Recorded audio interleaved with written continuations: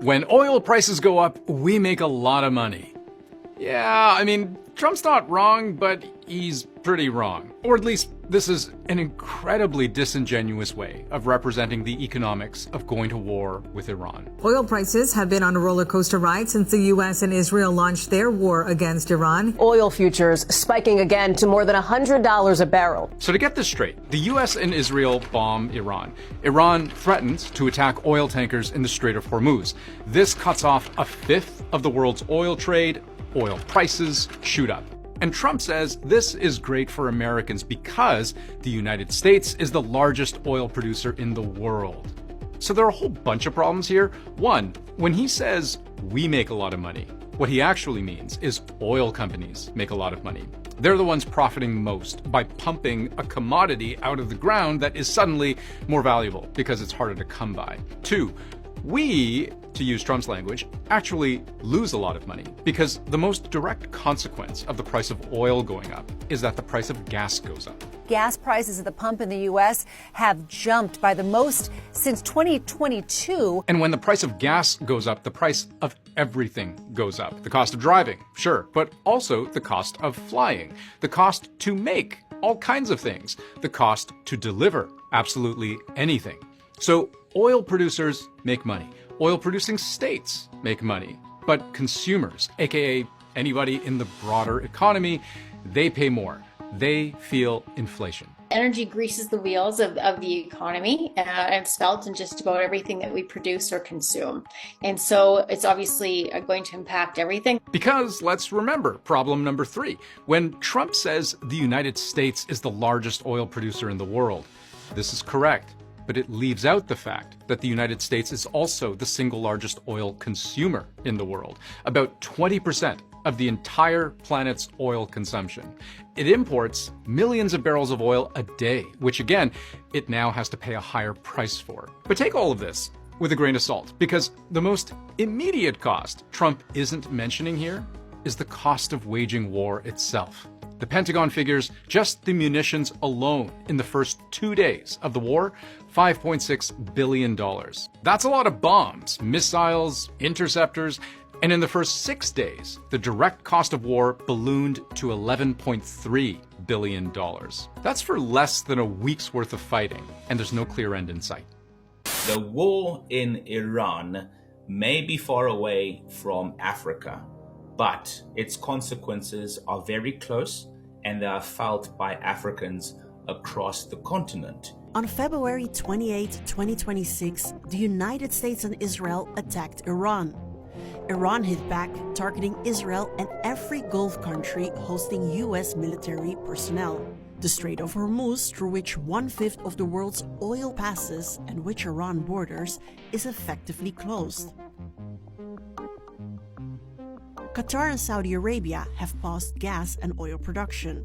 While the war is being covered as a Middle East story, Africa is counting the cost. This year was the year that Africa was going to surpass Asia in terms of economic growth. And this is the first time this has happened or was scheduled to happen in our lifetimes. There is a chance that certain African countries may benefit, specifically the major oil producers. We're talking countries like Nigeria, countries like Angola, countries like Algeria, and to a lesser extent, countries like Senegal. Nigeria, for instance, which is in many instances Africa's largest oil producers, it is not producing at capacity.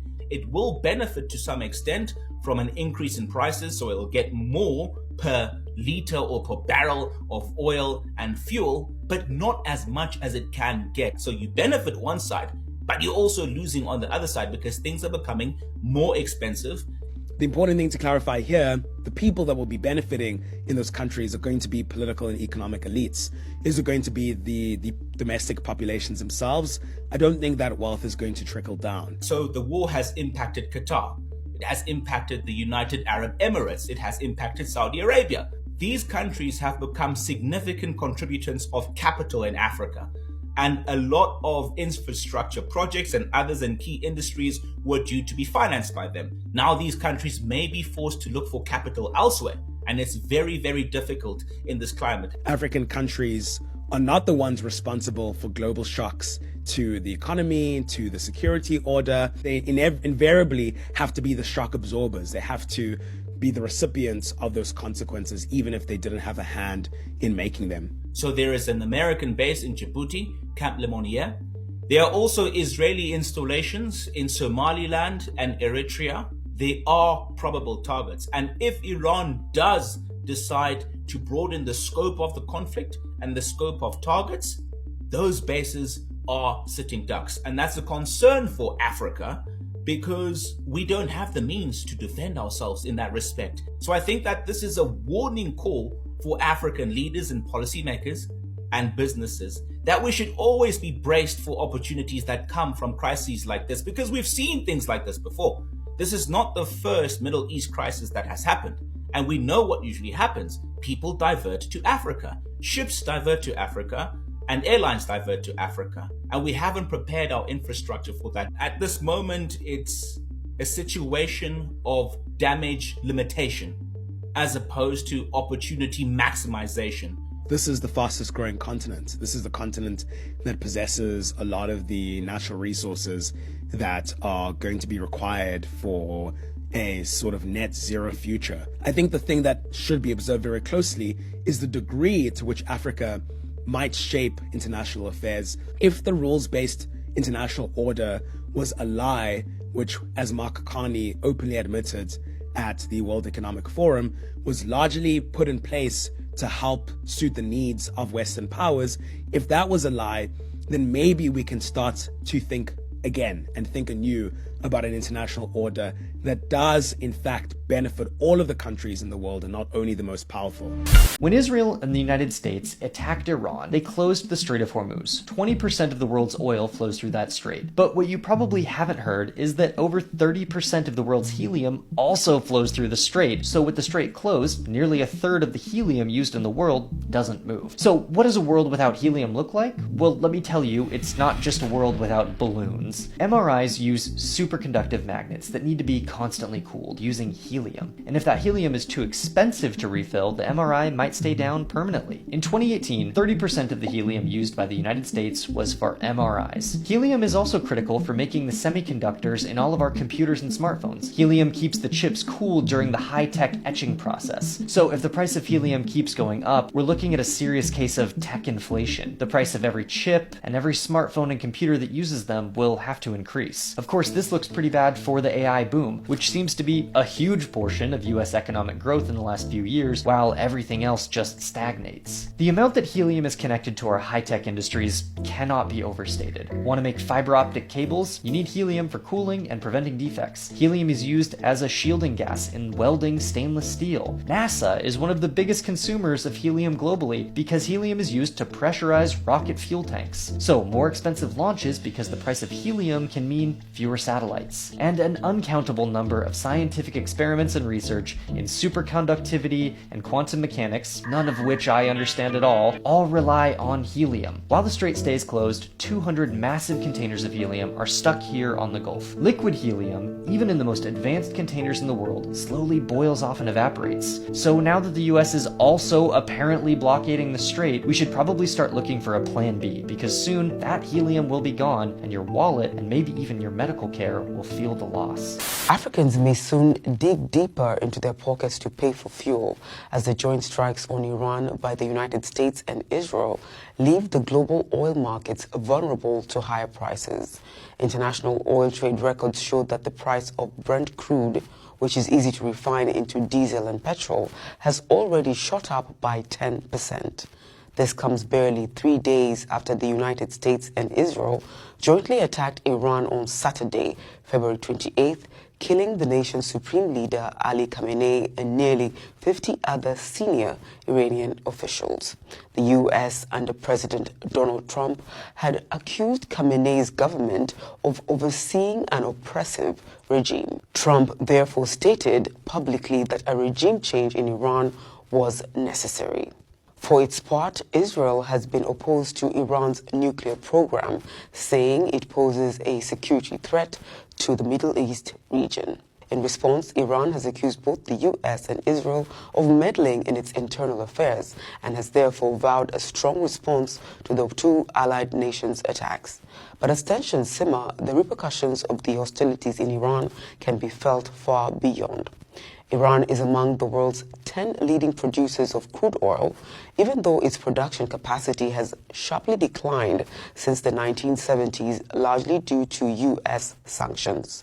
Today, Iran produces 3.1 million barrels of crude per day, an equivalent of 493 million liters of crude oil daily. In the 1970s, Iran's oil industry produced approximately double that figure. But even with this decline, Iran is reported to hold the world's third largest crude reserves. What makes Iran's oil to be more lucrative is the ease of extracting it, with the extraction cost estimated to be $10 per barrel. In contrast, each barrel of the Canadian or American oil costs between $40 and $60 to extract. But with the U.S. sanctions in place, how does Iran sell its oil? Oil trade experts state that 80% of Iran's oil is sold to China. Therefore, the tensions in Iran should perhaps affect only China, right? No. And that is because Iran launched retaliatory attacks on the nearby oil-producing countries, including Kuwait, the United Arab Emirates, Iraq, and Qatar. Tehran says it targeted American military bases in those countries. With the tensions escalating, oil output is therefore projected to be depressed, resulting in higher costs. In addition, 20% of the world's oil supply passes through the Strait of Hormuz, a narrow waterway near Iranian territory, which is used to transport oil from Iran itself, Iraq, Kuwait, Qatar, the UAE, among other nations. Vessels have taken caution and avoided the strait, a move likely to push up the cost of oil transportation. The World Integrated Trade Solution, which states that sub-Saharan Africa gets most of its fuel from the Middle East, mainly the UAE and Saudi Arabia. With tensions escalating in the region, Africa may be forced to pay more for fuel. Fuel plays an integral role in driving Africa's economy, from power generation to the transport sector and to powering industries. President Trump says the offensive against Iran may take up to 4 weeks. This may significantly hurt the global economy by worsening inflation and pushing up the cost of living. As the war in Iran continues, there have been several major geopolitical developments that we are going to be discussing today. This war has led to what the International Energy Agency has described as the biggest oil supply disruption in history. This war that the United States and Israel launched on the 28th of February has caused the global price of oil to skyrocket from just around $60 per barrel at the beginning of 2026 to now well over $100.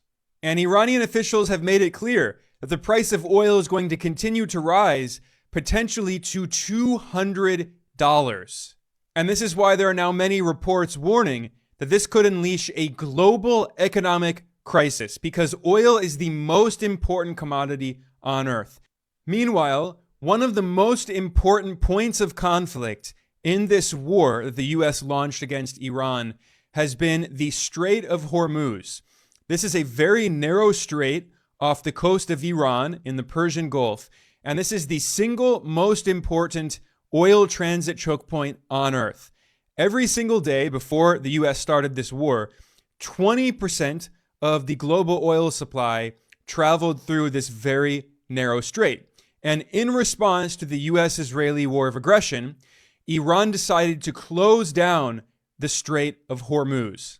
This decision has terrified the U.S. government, especially because a midterm election is coming up in November, and rising gasoline prices and inflation just a few months before the election are really going to hurt Trump and the Republican Party.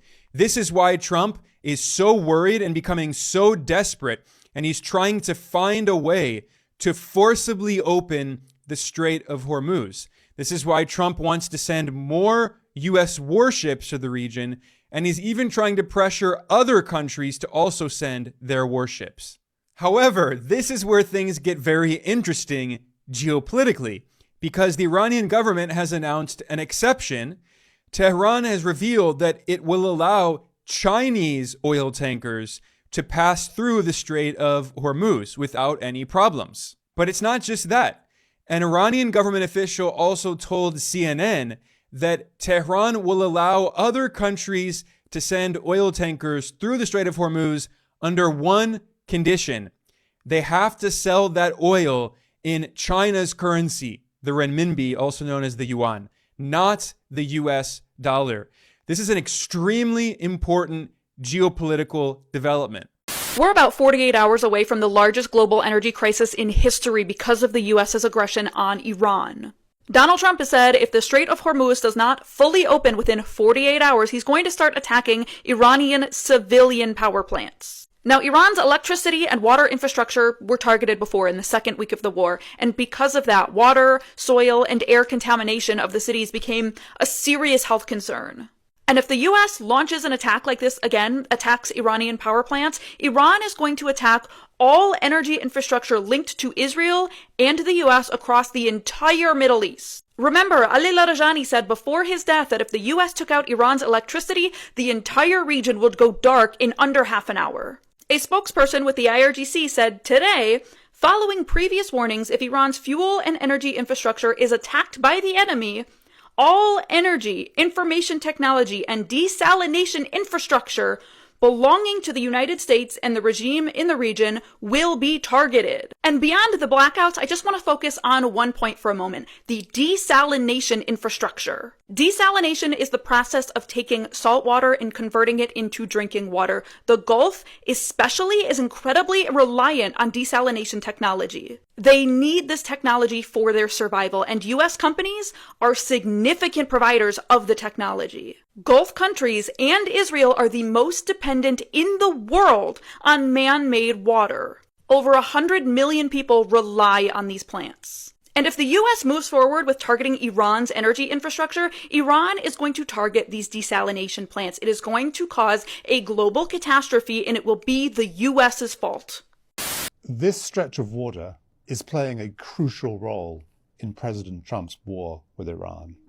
The Strait of Hormuz is this very narrow waterway on the southern border of Iran through which much of the world's oil travels. The Persian Gulf borders oil-rich countries like Iraq, Kuwait, Saudi Arabia, Qatar, and of course, Iran.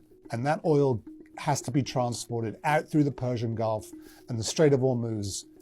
Over 80% goes to Asia, to countries like Japan and China and South Korea.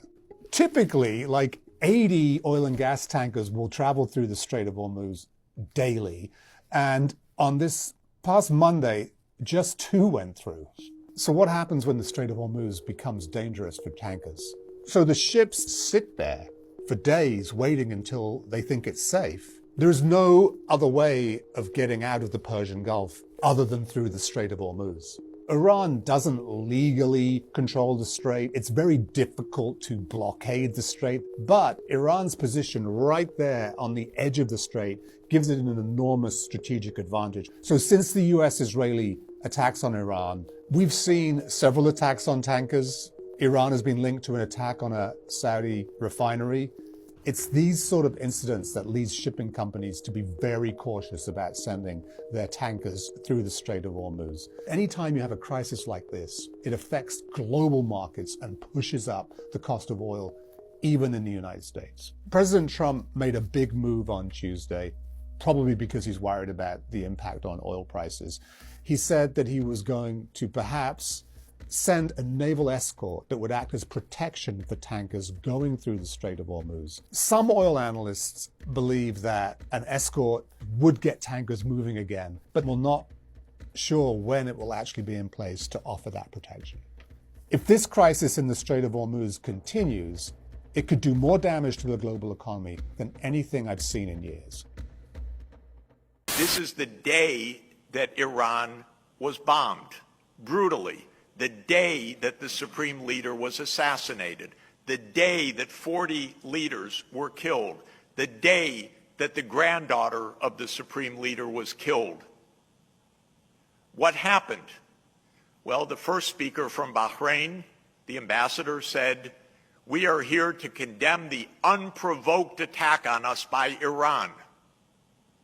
Unprovoked after an Israeli-U.S. aggression. I thought I must not be hearing right. Then came the French ambassador.